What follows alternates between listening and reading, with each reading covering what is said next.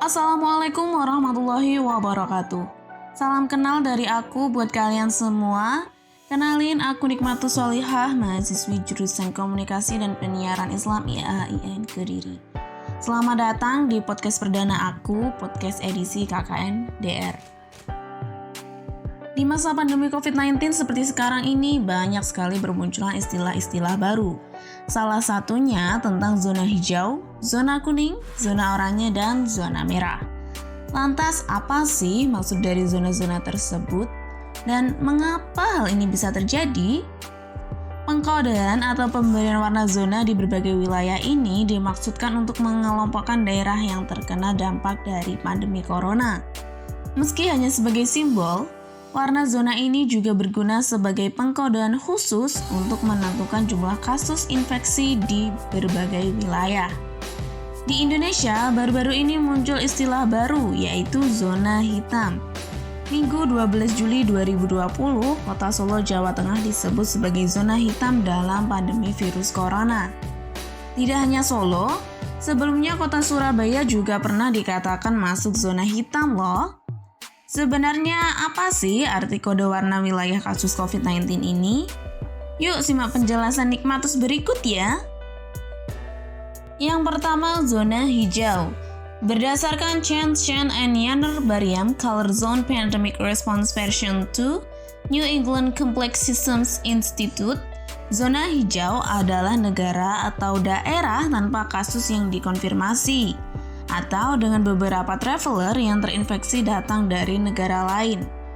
Aktivitas di daerah ini berjalan seperti biasanya. Namun, pada wilayah zona hijau tetap perlu adanya kesadaran masyarakat untuk meningkatkan jarak sosial, cuci tangan, hingga pemakaian masker. 2. Zona kuning. Zona kuning atau sering juga disebut dengan zona resiko rendah merupakan negara atau daerah dengan beberapa kasus penularan lokal. Di zona ini bisa dilakukan PSBB secara parsial. Selain itu, zona kuning akan menerapkan protokol kesehatan yang sama dengan zona hijau, yaitu dengan mengidentifikasi kontak dari kasus yang dikonfirmasi dan melakukan pengujian, pemantauan, maupun isolasi mandiri. Tak lupa juga melakukan jarak sosial, mencuci tangan, dan etika bersih. 3. Zona oranye.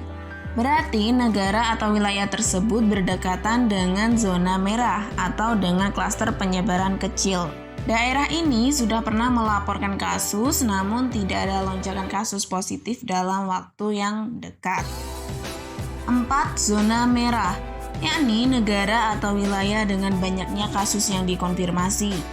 Dalam kasus zona merah, diperlukan protokol kesehatan yang serius, seperti menutup sekolah, tempat ibadah, dan bisnis. Selain itu juga membatasi perjalanan hanya untuk tujuan penting.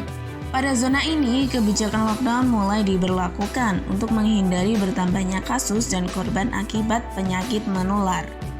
5. Zona hitam. Artinya, di wilayah tersebut kasus infeksi dan penularan COVID-19 sudah sangat banyak dan adanya lonjakan kenaikan kasus per hari sehingga perlu dilakukan lockdown.